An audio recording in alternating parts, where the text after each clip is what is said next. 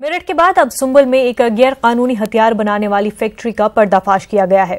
Police ने मुखबिर की इत्तला पर 7 राइफल और 4 नामुकम्मल राइफल, तमंचे, कारतूस और हथियार बनाने वाला सामान बरामद किया है। पुलिस ने मौके से 3 मुलजमीन को भी गिरफ्तार किया है। पुलिस के मुताबिक ये लोग गैर कानूनी हथियार बनाकर बेच देते थे। मुखबिर की सूचना के आधार पर जानकारी मिली थी कि एक जंगल के क्षेत्र में लगातार अवैध हथियारों का निर्माण कार्य चल रहा है, जहां पे पुलिस ने दबिश दिया, घेराबंदी करके जब गिरफ्तारी की गई तो 3 व्यक्ति वहां से मिले हैं और 3 व्यक्तियों से जो पूछताछ किया गया तो इन्होंने बताया कि अंतर जनपदीय असलाह तस्कर के रूप में ये यहाँ काम कर रहे थे और लगातार अवैध असलों का निर्माण कर रहे थे, जिसमें भारी मात्रा में अवैध असलहे मिले हैं, जिसमें कुछ 7 बने हुए हालत में हैं और 4 बने हुए हालत में हैं। मासूम बच्चों के जहन में जात-पात का जहर घोलने वाले दिल्ली के वजीराबाद के एमसीडी पर प्राइमरी स्कूल के teacher incharge CB Singh Sehrawat को मुअत्तल कर दिया गया है। सहरावत ने स्कूल में हिंदू और मुस्लिम तलबा के अलहदा सेक्शन बनाए थे। मामला जब सुर्खियों में आया तो दिल्ली हुकूमत ने इसको नोटिस में लिया और दिल्ली कमीशन बराए तहफ़्फ़ुज़ इत्फ़ाल ने शुमाली दिल्ली म्युनिसिपल कॉरपोरेशन के एजुकेशन डायरेक्टर और स्कूल के हेड को नोटिस रवाना किया।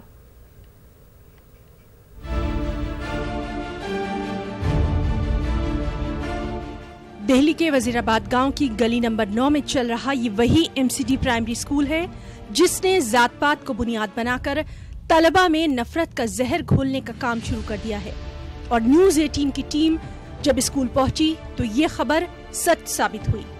यहाँ मुस्लिम और हिंदू तलबा के लिए अलहदा सेक्शंस बनाए गए हैं। किस क्लास में पढ़ते हो? 50B। क्या तुम्हारे स्कूल में क्या हिंदू मुस्लिम बच्चे अलग अलग बैठते हैं? कैसे बिठाया जाता है उनको बताओ। मतलब ये B क्लास है वो अलग बिठाते हैं बच्चों को, मतलब पलंग बिठाते हैं हिंदू को, और एक क्लास है वो हिंदू की वो नीचे है 50B की। अच्छा। और यहाँ इधर हिंदू है, पलंग मुस्लिम है। क्यों ऐसा क्यों करते हैं? आप साथ में आप लोग खेलते नहीं हो? खेलते साथ में तो खेलते हैं लेकिन बिठाते नहीं है साथ में। क्यों? क्या कहते हैं? मना करते हैं। मना करते हैं? कौन मना करता है? सर नगर 5B के अलग बैठेंगे। 5B के अलग बैठेंगे? हाँ अलग बैठेंगे हिंदू बच्चे। ऐसा कुछ नहीं हुआ, यही बच्चे ही आपस में लड़ते रहते हैं, ऐसा कुछ नहीं हुआ। मास्टर लोग ये थोड़ी कहते हैं कि बच्चों को अलग अलग बैठो, पर यही है बच्चे थोड़ा छोटे छोटे हैं, उनको समझ आया नहीं, लड़ते रहते हैं आपस में। क्या किस तरह की बातचीत होती है? वो यही बोलते हैं तुम गरीब आदमी हो, हम बड़ा अमीर आदमी हैं, तुम मुसलमान हो, हम हिंदू हैं। अच्छा। यही बस यही है अपने बच्चों को। 5वीं क्लास यानी 5th क्लास तक के स्कूल में 600 से ज्यादा बच्चे पढ़ते हैं और इन्हें हिंदू मुस्लिम में बांट दिया गया। रिपोर्ट के मुताबिक पहली क्लास के सेक्शन ए में 36 हिंदू तलबा के नाम है, जबकि सेक्शन बी में 36 मुस्लिम तलबा के नाम दर्ज है। दूसरी क्लास के ए सेक्शन में 47 हिंदू और सेक्शन बी में 26 मुस्लिम और 15 हिंदू और सेक्शन सी में 40 मुस्लिम तलबा के नाम हैं। तीसरी क्लास के सेक्शन ए में 40 हिंदू, सेक्शन बी में 23 हिंदू और 11 मुस्लिम, सेक्शन सी में 40 हिंदू और सेक्शन डी में 14 हिंदू और 23 मुस्लिम तलबा के नाम दर्ज है। और स्कूल की इस हरकत से सरपरस्तों में तो सख्त नाराजगी है ही, लेकिन वो खुद को इस मामले में मजबूर भी बता रहे हैं। बाकी ये जो इन्होंने किया है गलत किया है, ऐसा तो नहीं है।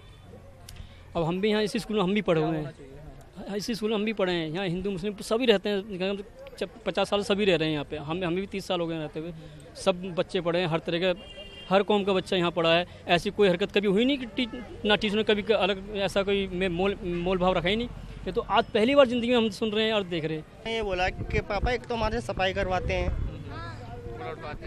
और जी एक हमारे को उनसे अलग बिठाते हैं बच्चों से, हिंदू मुस्लिम का, और जिसमें लिखाई पढ़ाई भी अलग हो रही है, किताब भी अलग है उनकी, हिंदी की अलग है, उनकी अलग है, उर्दू की।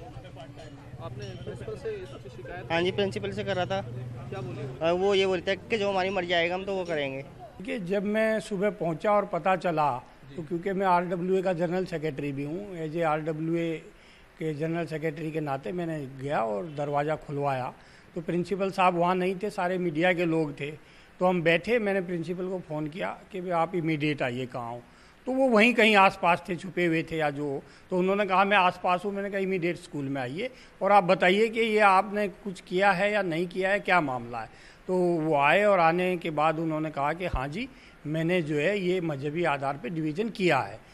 तो पूछा गया कि क्यों किया है, कह रहे जी ये मेरी अपनी सोच है और मेरी ये सोच है कि इससे बेहतर स्कूल बनेगा।